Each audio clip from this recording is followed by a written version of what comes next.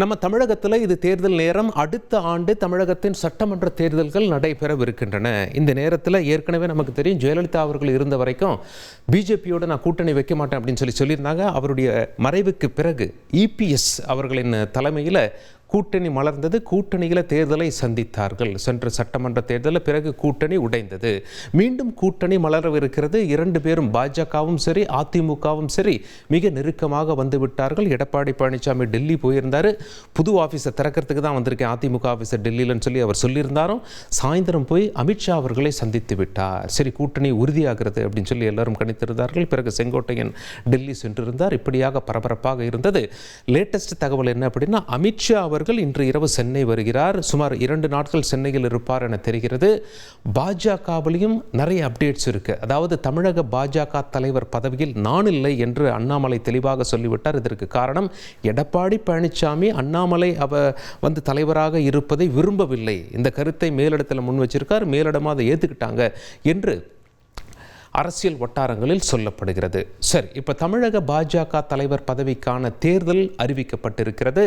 நாளை வேட்புமனு பெறப்படும் என அறிவிப்பு வெளியாகி இருக்கிறது. நாளை மதியம் 2 மணிலிருந்து 4 மணி வரை வேட்புமனு பெறப்படும். விருப்ப மனுவை சமர்ப்பிக்கலாம் அப்படின்னு சொல்லிட்டு www.bjptn.com என்ற இணையதளத்தில் பதிவிறக்கம் செய்யலாம் என்று சொல்லப்படுகிறது. ஒரு கண்டிஷன் கொடுத்துருக்காங்க. அதாவது தமிழக பாஜக தலைவர் பதவிக்கு போட்டியிட்டவர் 10 வருடங்கள் அடிப்படை உறுப்பினராக இருந்திருக்க வேண்டும் என்று. இப்போ செய்தியாளர்கள்லாம் என்ன கேள்வி எழுப்பி வராங்க அப்படின்னா, ஏற்கனவே அடுத்த வாய்ப்பு திரு நயினார் நாகேந்திரன் அவர்களுக்கு பிரகாசமாக இருப்பதாக தெரிவிக்கப்பட்டது. ஆனால் 10 வருஷம் அடிப்படை உறுப்பினர் அப்படின்னா திரு நயினார் நாகேந்திரன் அவர்கள் பிஜேபியில் சேர்ந்து 8 வருடம் தான் ஆகிறது. எனவே அவருக்கு சிக்கலா என்ற கேள்வி முன்வைக்கப்பட்டாலும் பாஜகவிலிருந்து எம்மாதிரியான அதிரடி அறிவிப்பும் வெளியாகலாம். ஏன் அப்படின்னா, எப்படி அண்ணாமலை அவர்களுக்கு விதி விலக்கு அளிக்கப்பட்டதோ அதே போல நயினார் நாகேந்திரன் அவர்களுக்கும் விதி விலக்கு அளிக்கப்படலாம். அல்லது திடீரென யாராவது பாஜக தலைவர் பதவிக்கும் நியமிக்கப்படலாம். அதாவது வேட்புமனு எப்படியும் ஒருவர் தான் தாக்கல் செய்வார் என்று சொல்லப்படுகிறது. இருப்பினும் நாம் பார்க்க வேண்டி இருக்கும். இது ஒரு பக்கம் இருக்கையில், பாஜக கூட்டணி வளையத்தில் யாரெல்லாம் வராங்க என்று பேசப்பட்டது. அப்பொழுது அதிமுக பாமக எல்லாம் வருவாங்க என்று பேசப்பட்டது. ஆனால் பாமகவிற்குள்ளேயே புதிய புயல் வீச தொடங்கி இருக்கிறது.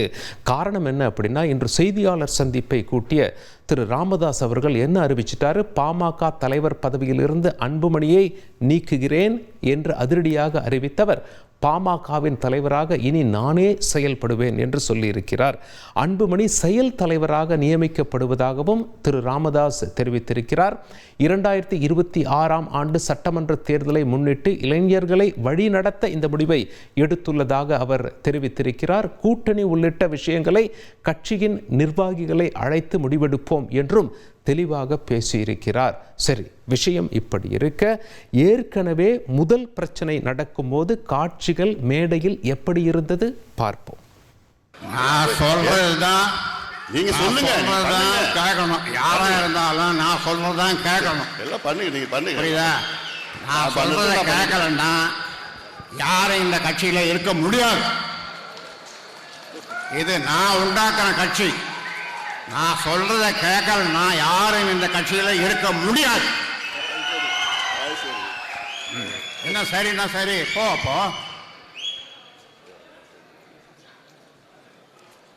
முகுந்தன் மீண்டும் சொல்றேன், மாநில இளைஞர் சங்க தலைவராக நியமிக்கப்படுகிறார். கை தட்டுங்கப்பா. குடும்பத்தில் இன்னொன்று போடு, குடும்பத்தில் அவ்வளோ நன்றி. யார் சொல்றது?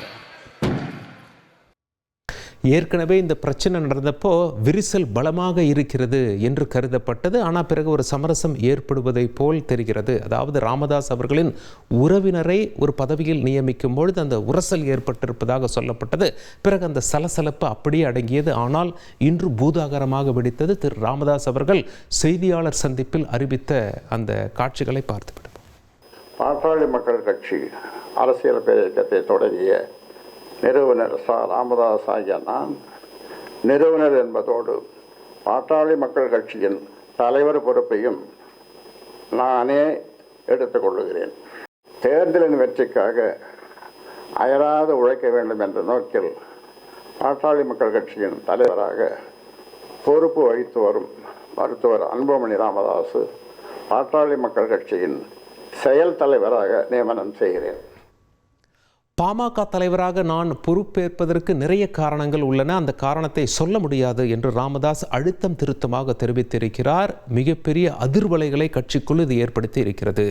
ஏற்கனவே எப்படி பேசப்பட்டது அப்படின்னா, பாமக எந்த அணியில் இருக்க போகிறாங்க, பாமக பாஜக கூட்டணியில் இருக்க போகிறாங்களா என்று பேசப்பட்டது. ஆனால் தற்பொழுது பாமக ஒற்றுமையாக இருப்பார்களா என்று பேச்சு ஆரம்பித்திருக்கிறது.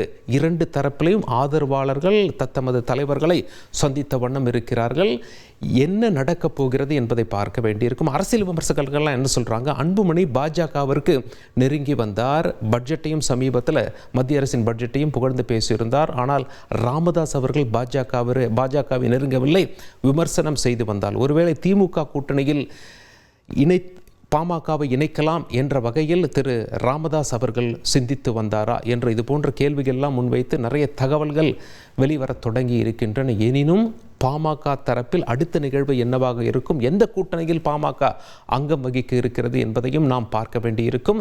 பாஜகவின் அடுத்த தலைவர் யார் என்பதும் நமக்கு நாளை தெரிய வரும். அலாவுதீன் நாட்டை காப்பாற்ற போராடும் சாமானிய இளைஞனின் சுவாரஸ்ய கதை தினமும் இரவு 8 மணிக்கு.